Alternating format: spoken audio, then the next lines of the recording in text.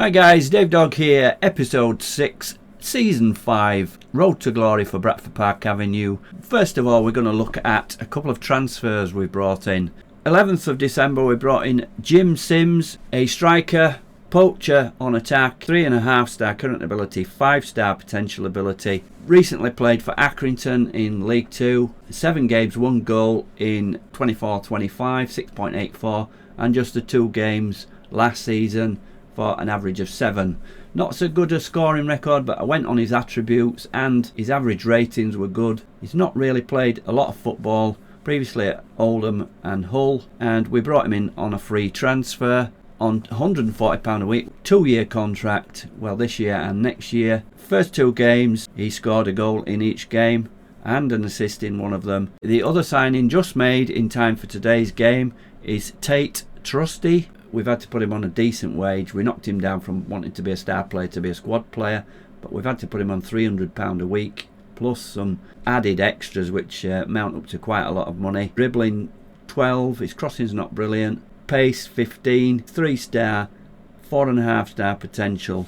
And if we look at his career path so far, initially at Blackpool, went out on loan in the Northern Premier League to Radcliffe and Hyde and played 11 games there. He's not played since then, been stagnating at Blackpool, and we signed him on a free. They've let him go.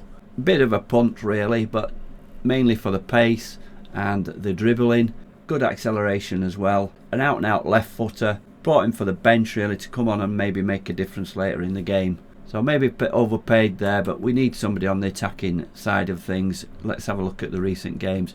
Really up after the last episode, but let's see what's happened since then. We're left on the 2-1 win against then league leaders Chorley. They've slipped a little bit, I think they're 2nd or 3rd now, but a really good performance. He then went to Blyth in the FA Trophy where we drew 1-1. Blyth were below us in the league, although we're picking up form, and again we should have won really. They scored first on 37, Sam Fielding equalised on 68. Sam Fielding having a good game at right back. Good performance all round, maybe not up front. This led me to bring a striker in. Callum Stead 5.9, not very good at all. We went to the replay, played the week after, and again a 1-1 draw after extra time. Went to penalties, we lost the penalties and missed the first penalty, and then they scored all their penalties. So out of the FA Trophy, out of the FA Cup. No cup runs this year. We did win one FA Cup qualifying game, got to the 3rd round. Both those teams that beat us got knocked out in the next round. Next game, Scunthorpe away. After our long 5-game unbeaten league run, we got battered 3-0. We're part-timers, we don't train regular. If we've got 2 games in a week, the players towards the end of the 2nd game are really poor condition, and this is what's affecting us. 3 second half goals against Scunthorpe. We played quite well first half. Macaulay 6.2, Timofeyev 6.3, very poor defensively. Pratt 6.4, Truman 6.2, Williams 6.4, and we go on. Callum Stead up front, lost faith with him now, 6.1. Not scoring and chipping in really poor goals. So after the Scunthorpe game we changed the formation. I got it a little bit wrong, although the 4-3-3 with a defensive midfielder did work for us. I'd actually looked in, let's have a look and show you, in the data hub, and if we go to team analysis report, this tells you all the formations you've played, and it was comes in against the formations faced to start with. I thought this was the formations we've played, and as you can see there, 4-3-3 defensive wide has +9 on clear cut chances. So if we select that one, chance every 98 minutes, a chance against every 225 minutes. So that is though the oppositions. If we look at the formations used, that's why I said I can't remember us using that. So if we look as we've used that formation, 4-3-3, we've got a -1. But we've now gone back to this one, which is our best formation, 4-2-3-1. So the 2 defensive midfielders and basically 4 up front, and that has given us a +4, a chance every 140 minutes and a chance against every 171, and we've used that 29% of the time. So I'm going to stick with that. I'm not going to keep changing formations anymore. We may do within the game, but that is the formation we're going to use, 4-2-3-1. That is what we've had the better results with. So we've started that in 15 games. So unless something drastically goes wrong, I'm going to stick with that for the rest of the season. I don't think swapping and changing tactics helps at all, especially at lower leagues. The players just can't take this on board.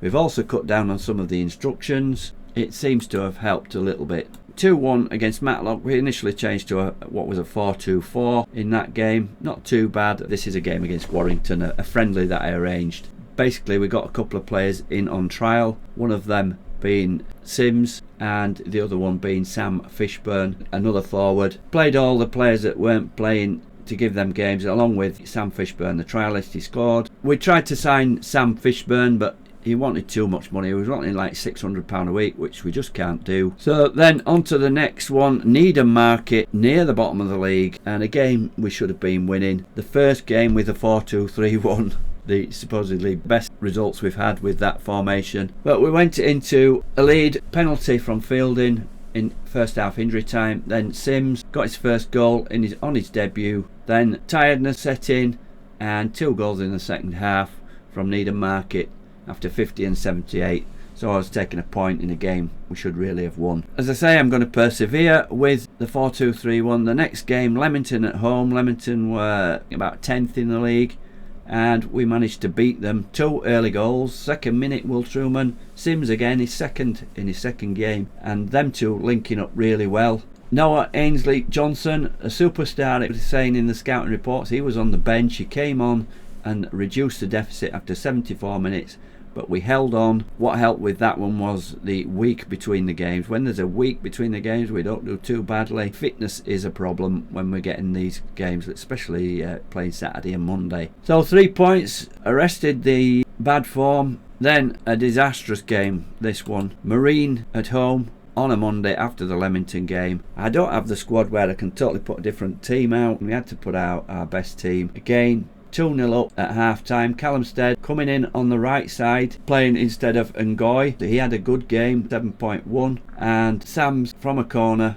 made it 2-0 in added time in the first half. Second half, totally different game, and Marine, they just look like a table-topping team in the second half. Just a constant stream, and we had players like very poor condition, no subs left. I was banging my desk in frustration. Just nothing you could do, and we went down 4-2 to I've got to say, a relegation rival. So let's have a look then where we are in the table. And South Shields are the new leaders now from Chorley on goal difference. Chorley have got a game in hand, and we are 20th, 26 points. We're 5 points clear of Blythe. Marine are 3 points above us. So we're still down there, although we've got quite a cushion at the moment. We really need to pick up some form. I keep saying it, we need to win games on the bounce. Hopefully the new recruits will help. Today's team then for the game against Alfreton away, they are 14th in the league, so it's a game we can get something out of. The predictions from the board and the supporters before were saying we could get a draw. That'd be a good result. So it's Macaulay in goal. Dunstan has come back into favour at right back. Gone back to this one, the Fielding Sam's partnership at the back. Fielding has been stating he wants to play as a central defender. I've been playing him in the defensive midfielder roles. We restore him back to the central defence with Sams. Ferguson has been up and down recently, not showing the good form that I raved about before.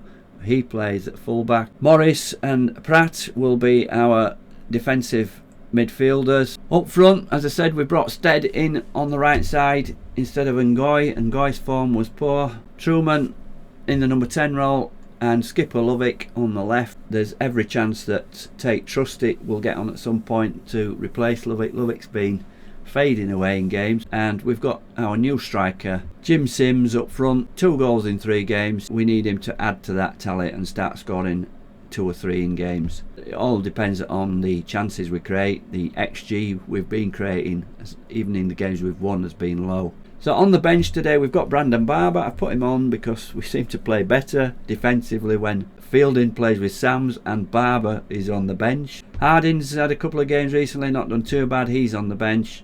Michael Jacobs is still recovering from an injury. He got picked up another injury in his 45 minutes maximum.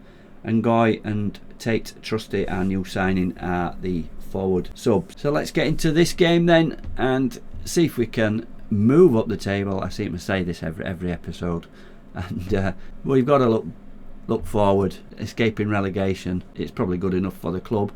And if we just touch on that at the moment, in real life, Bradford Park Avenue are in real trouble in the National League North, sitting next to bottom of the league. And I really sympathise with the management team there. And from playing this save, I can understand exactly what is going on. Today's game against Alfreton then, without further ado, let's get into it. The pre-match team talk then, I'm going to go with one that I've gone with before that I know gets a reaction. That is the revenge one. Chance to exact revenge on Alfreton. After our last experience again, let's show them who we really are. And if we can pump fist, that's worked for Ferguson, Pratt, Morris and Sims. Stead looked to gain confidence, so it's worked for some of the players. Let's get into the match preview. Alfreton lining up, same system as us, 4-2-3-1. Both playing the same system. Who's going to come out on top? Let's kick off and find out. And it's a kick-off highlight. Alfreton kicking off. We don't usually get these days, so something is going to happen early on. There's a booming ball through. It's gone out to the left wing. And if we can stop that cross, don't say we're going to be behind here. It's over. Headed out to Brailsford. Brailsford crosses in. Oh, and it's a poor shot there. Thank God for that. Macaulay picks up, and it's a free kick with lots of highlights early on. Fielding knocks the ball in. Truman heads over. So 2 early chances there, 1 for either side, and Alfreton's on target, so greater XG. And it's a corner. We've been conceding from corners, and that one's just over the bar. Let's have a little shout and demand more, because I don't like these early chances, and the momentum is coming our way now. If you look at the graph on the right, after the early Alfreton pressure, but we've not had anything on target yet. 3 shots, none on target, and this is what's happening with us. We're not creating any good chances. So but they aren't either. Nothing since the early minutes. Here's a throw in just before half time, 7 minutes before half time. Khan puts that one in. Sam's heads it out and gets a shot in there. Sam's, why didn't you just knock that for a corner? Heading it back to their player to have a shot. Here's Brailsford, and just over the bar there with that one. And they've certainly had the better chances here. But 0-0, we're going to go in at half time. Bit fortunate there, although not massive chances to give away. We're 0-0 at the break. So half-time team talk then. I'm going to go with this one at the bottom. Relax and play the rest of the match with freedom and confidence in yourself. I've been told that if you relax the players and don't put too much pressure on them, they play better. So can we pump fist? No, we can't pump fist with that one. Can we point finger? We'll have to point finger. And that has relaxed them. So let's see if they perform in a relaxed manner and create some chances. And we're off with the second half. We've only had 1 shot on target, but we're on top so far. Saying Dunstan is tired. Here's a corner. We've been training on corners recently and free kicks, because in one game, can't remember which one it was, I think it was a 2-2, the comeback where we were 2 in front, they scored from a corner and a free kick, and the rest of the game did nothing. So we've trained them, and we've been doing better since. I'm going to keep on top of that one, but it's still Alfreton with the possession. Brailsford in, and they've got one eventually. Their striker Robbie McDade heads in from 6 yards. No chance for Macaulay there, and no picking up of him. Let's have a look at this one again. Dunstan's given everything. Let's have a look at that after this. So Brailsford's getting away on the left, knocked it in. McDade pulls away between our 2 defenders, and we didn't attack the ball there. Let's have a look at Dunstan then. He's poor, he's not playing so well, 6.5, but we can say that about Sams and Ferguson as well. Stead 6.4 and Sims 6.1. What's gone? 58 minutes. I could bring Harding on for Dunstan. Is it going to make much difference? And Harding's covering all those defensive positions. I'm going to hold off with that. Stead on the right. I'm going to bring Tate Trusty on for early introduction and swap those over. Play Lovick as a winger, Tate Trusty as a winger. Out and out left footer, and we're going to make him on attack. He's got lots of pace, as I said earlier. Good passing, but not good crossing. Let's be more expressive. Right, let's see if that makes any difference. We're only 1 behind, plenty of the game to go. So we've only had 1 shot on target out of our 8. Again, that's a problem. Float crosses at early crosses. No, we don't want to do that. We're on top, basically, on the momentum. Pratt looks like he's given everything.